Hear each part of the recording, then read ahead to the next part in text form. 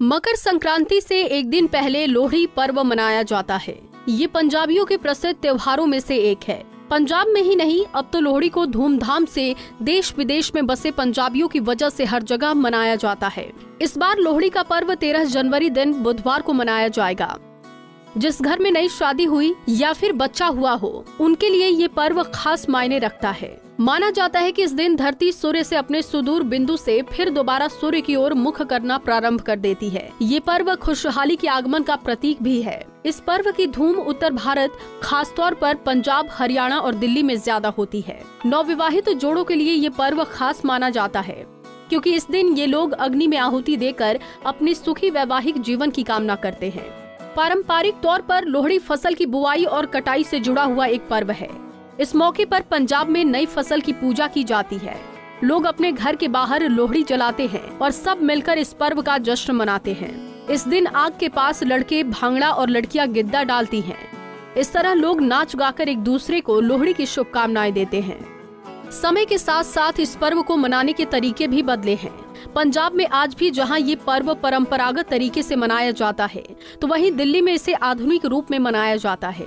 पंजाब में इस दिन सभी गली मोहल्लों में ये दृश्य आम होता है कि बहुएं लोकगीत गाते हुए घर घर जाती हैं और लोहड़ी मांगती हैं। महिलाएं जो कि दुल्ला भट्टी के लोकगीत गाती हैं।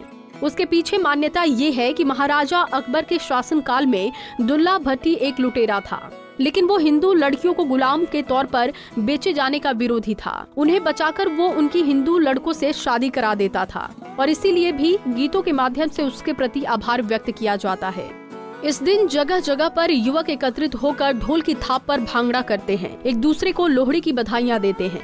महिलाएं भी खेतों की हरियाली के बीच अपनी चुनरी लहराते हुए उमंगों को नई उड़ान देते हुए प्रतीत होती हैं। पंजाब में नई बहू और नवजात बच्चे के लिए तो लोहड़ी का विशेष महत्व होता है। इस दिन रेवड़ी और मूंगफली वितरण के साथ ही मक्के की रोटी और सरसों के साग का भोज भी आयोजित किया जाता है। तो चलिए आगे आपको बताते हैं कि लोहड़ी से जुड़ी पौराणिक कथाएं क्या हैं।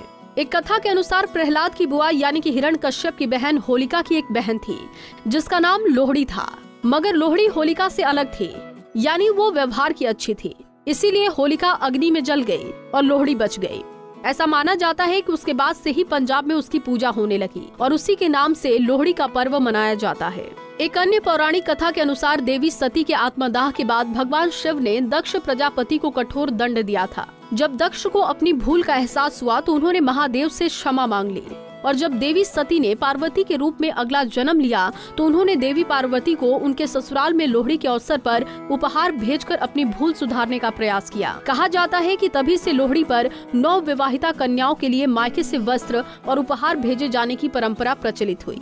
बताया जाता है कि भगवान कृष्ण को मारने के लिए कंस ने लोहित नाम की राक्षसी को नंदगांव भेजा था। उस समय लोग मकर संक्रांति के पर्व को मनाने की तैयारी कर रहे थे। अवसर का लाभ उठाकर लोहिता श्री कृष्ण को मारने पहुंची तो भगवान ने ही राक्षसी का वध कर दिया। इस वजह से मकर संक्रांति से एक दिन पहले लोहड़ी का पर्व मनाया जाने लगा।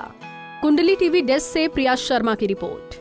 इसी तरह की और भी जानकारी लेने के लिए हमारे चैनल को सब्सक्राइब करें और नई वीडियो की नोटिफिकेशन के लिए बेल आइकॉन दबाएं। अगर आप ये वीडियो फेसबुक पर देख रहे हैं तो वीडियो को लाइक और शेयर करें।